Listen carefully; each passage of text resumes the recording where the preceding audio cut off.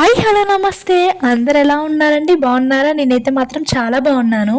ఈరోజు నేనైతే first time కాజు palak paneer curry చేస్తున్నా. ఫస్ట్ అయితే ఆయిల్ వేసుకొని కాజు పన్నీర్ వేసుకొని అందులోకి కొంచెం కారం వేసి ఫ్రై చేయాలి. గోల్డెన్ బ్రౌన్ కలర్ వచ్చాక పన్నీర్ని తీసి పక్కన పెట్టాలి. పన్నీర్ని ఫ్రై చేయకుండా కూడా చేసుకోవచ్చు. నెక్స్ట్ అయితే పాలకూరని 3 to 4 minutes వాటర్లో అయితే ఉడికించాలి. పాలకూర కలర్ చేంజ్ అవ్వకుండా ఉండాలంటే ఉడికించిన పాలకూరని కోల్డ్ వాటర్లో వేసి 1 minute అలా ఉంచాలి.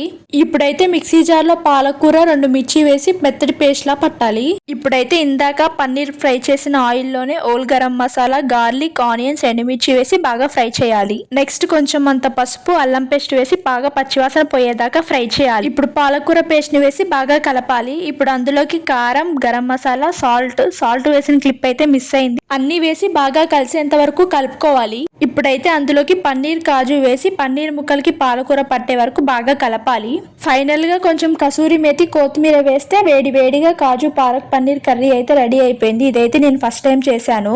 ఈ వీడియో నచ్చితే please do like, share and subscribe to my channel. Bye friends.